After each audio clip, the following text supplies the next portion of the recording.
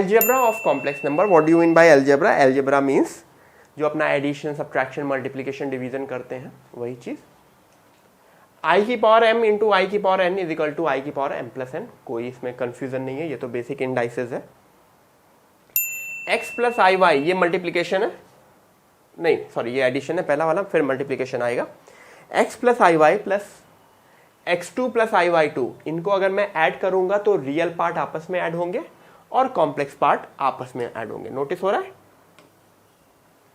Real part आपस में add हो रहे हैं, कॉम्प्लेक्स पार्ट आपस में ऐड हो रहे हैं. जैसे दो पॉलिनोमियल को ऐड करते हैं तो एक्स क्यूब के साथ ऐड होता है, एक्स स्क्वायर के साथ ऐड होता है, एक्स के साथ ऐड होता है, वही चीज. दो पॉलिनोमियल को मल्टीप्लाई करते हैं तो मल्टीप्लिकेशन में क्या होता है, हर एक चीज मल्टीप्लाई होती है.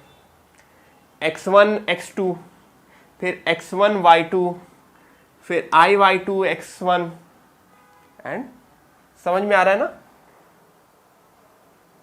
इसमें नोटिस करो आई स्क्वायर क्या बनेगा, आई स्क्वायर क्या बनेगा -1.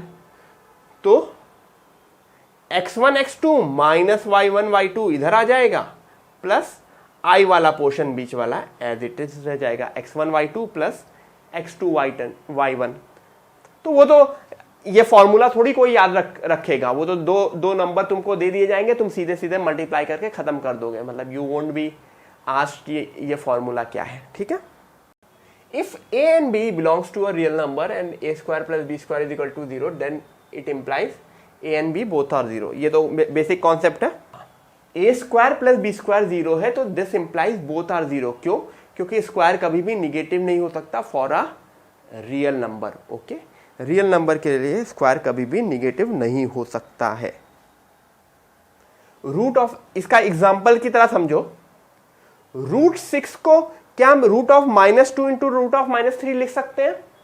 √6 को मैं सबसे पहले √2 इंटू -3 लिख दूं, फिर स्प्लिट कर दूं. लेकिन इशू क्या हो जाएगा, पहला बनेगा √2i, दूसरा बनेगा √3i, तो this would be √6i square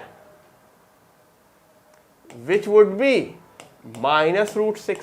तो गलत हो गया ना. देखो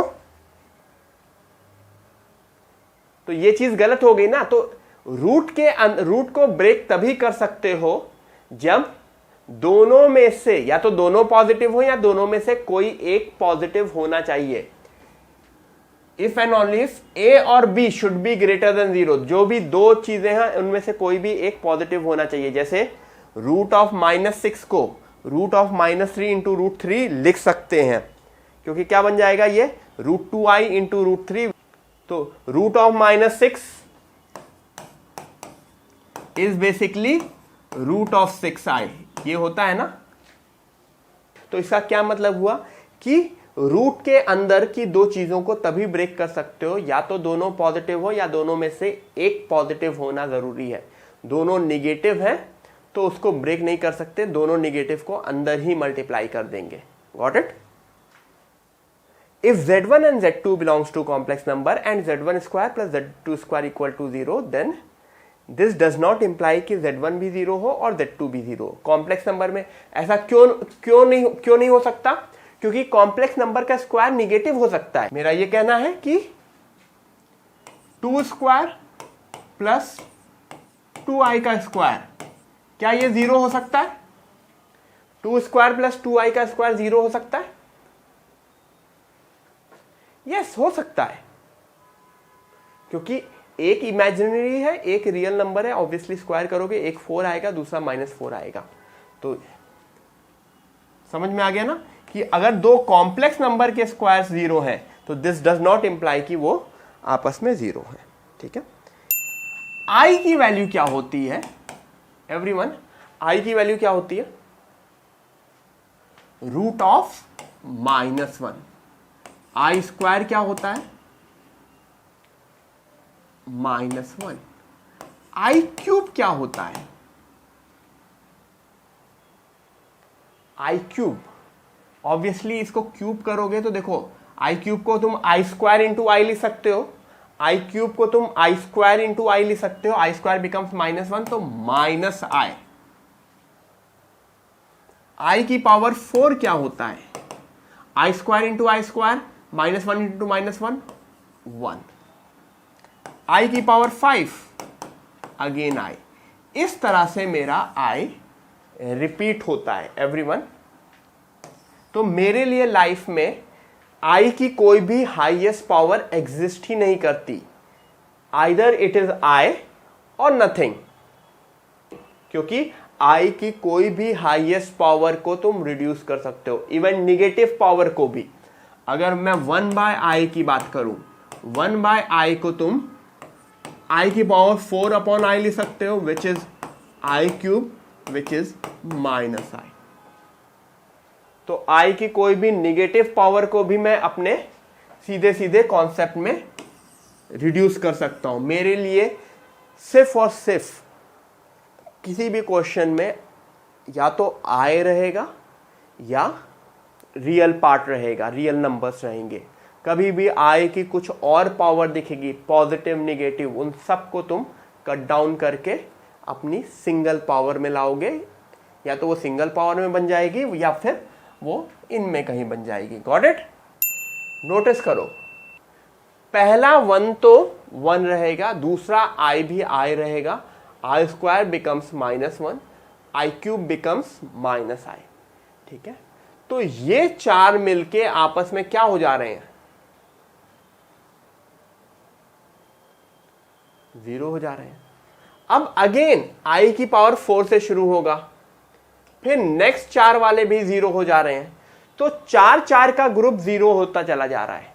ठीक है, i की पावर 0 से 3, i की पावर 4 से 7, यानी लास्ट वाला ग्रुप क्या होगा? अगर मैं बोलूं i के पावर 2004 प्लस i की पावर 2005 प्लस i की पावर 2006, ये बाकी 4 मिलके 0 हो जा रहे होंगे यहां तक। अब i की पावर 2004 क्या बनेगा? अगर किसी को देखना है तो सीधे सीधे पावर को 4 से डिवाइड कर दो, कोई भी i, क्योंकि 4 में रिपीटिशन हो रहा है ना। अगर किसी को बाइनोमियल थ्योरम याद होगा तो बाइनोमियल थ्योरम में भी हल्का फुल्का ऐसा किया था कि 4 का रिपीटिशन हो रहा है ना, तो सीधे सीधे i की पावर कितनी भी बड़ी पावर है ना, उसको 4 से डिवाइड कर दो, जो भी रिमाइंडर होगा that will be that i की पावर, जो भी रिमाइंडर होगा, रिमाइंडर 4 से एग्जैक्ट डिवाइडेड है तो रिमाइंडर 0 हो गया।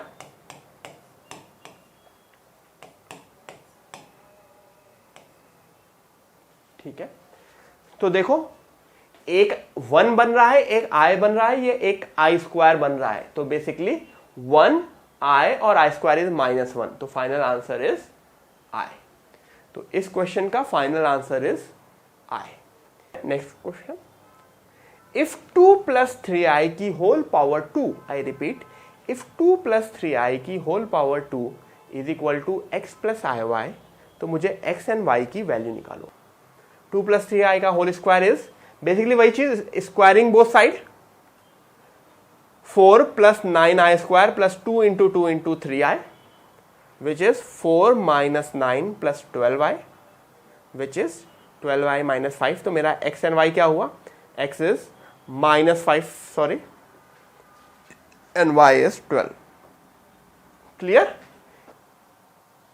तो 2 + 3i का होल क्यूब अगर मैंने कर दिया तो अब x + iy निकालो। ऑब्वियसली सीधे सीधे होल क्यूब करोगे और निकालो। कैसे करेंगे? a + b का होल क्यूब किस तरह से किया जाता है? 8 + 27i³ प्लस 3 × 2 × 3i, क्या है? a³ + b³ plus 3 times ab, a + b, formula सबको पता है, a³ + b³ plus 3 times ab, a + b। तो i³ मुझको पता होता है, 8 - 27i 18i, 2 + 3i, ऑब्वियसली अभी क्वेश्चन खत्म नहीं हुआ है। फिर ओपन किया 36i, 54, 18 × 3, ये i स्क्वायर विच इज -1, तो फाइनल आंसर 9i - 46। ठीक है, ऑब्वियसली इसे -46 + 9i भी लिख सकते हो, कोई प्रॉब्लम नहीं है। तो मेरा x बन गया -46, y बन गया 9. Got it? x is equal to 1 plus I. काफी इंपॉर्टेंट बोर्ड्स का क्वेश्चन है, बोर्ड्स में आता है. If x is equal to 1 plus I, find the value of x की power 4 minus 4x cube plus 3x square minus 2x plus 1. याद है किसी को किस तरह से किया जाता है? क्या करना है बेसिकली, मुझे कुछ manipulation, I need some manipulation on this. किस तरह से? x is equal to 1 plus I है, तो x minus 1 is equal to I करेंगे, स्क्वायर करेंगे दोनों side, X square plus 1 minus 2i. इधर आई स्क्वायर इज -1, स्क्वायर किया तो मुझको एक क्वाड्रेटिक इक्वेशन बनी, X square minus 2x plus 2 equal to 0. Basically this is 0 for this particular x. This is 0 for this particular x. ठीक है, ये clear है? This term is 0 for this. We would divide this whole equation by this. देखो, X square minus 2x plus 2. सबसे पहले X square times, ये polynomial division है, सबको समझ में आता होगा.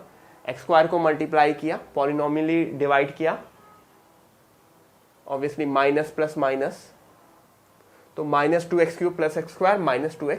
अब हमेशा पॉलिनोमियल डिवीजन में हमेशा सबसे पहले वाला टर्म कैंसिल करते हैं, तो माइनस 2x से वापस मल्टीप्लाई किया, minus 2x cube plus 4x square minus 4x, तो प्लस माइनस प्लस हुआ,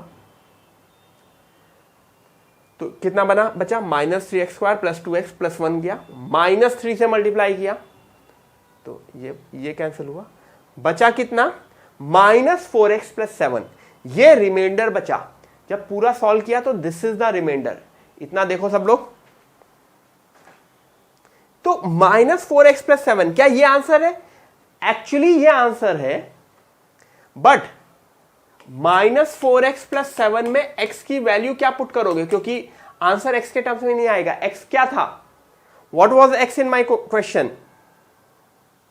आई guess x was 1 plus i. तो -4 1 प्लस आई प्लस 7, तो आंसर आएगा 3 माइनस 4i, जो मैं नेक्स्ट पेज पे दिखाऊंगा. ठीक है, एक्चुअली ऐसा इस वजह से हुआ, जो मेरा पॉलिनोमियल था उसको मैं जिससे डिवाइड किया, जो क्वेश्चन आया और जो रिमाइंडर आया वो लिख सकते हो. मैं अपने पॉलिनोमियल को this into this plus remainder लिख सकता हूं, और for this particular x, for x is equal to 1 plus i, अगर मैंने सब्स्टिट्यूट किया तो दिस, ये जो पहला पार्ट है, दिस पार्ट इज बिकमिंग 0. तो 0 इंटू एनीथिंग इज 0, तो सिर्फ और सिर्फ रिमाइंडर बचेगा. तो but this is equal to 0, तो मेरा Rx इज द पॉलिनोमियल. तो बेसिकली ये जो पॉलिनोमियल है वो रिमाइंडर वाला पॉलिनोमियल बन गया फॉर दैट पर्टिकुलर x. तो वही देखा, वो Rx क्या था? This was my Rx. तो क्या करोगे? सीधे सीधे i का पोर्शन छोड़ के बाकी सबको दूसरी साइड ले जाओगे and you will square it. Square करके एक क्वाड्रेटिक इक्वेशन बनेगी, उस क्वाड्रेटिक इक्वेशन से पूरे के पूरे पॉलिनोमियल को डिवाइड कर दोगे. Got it?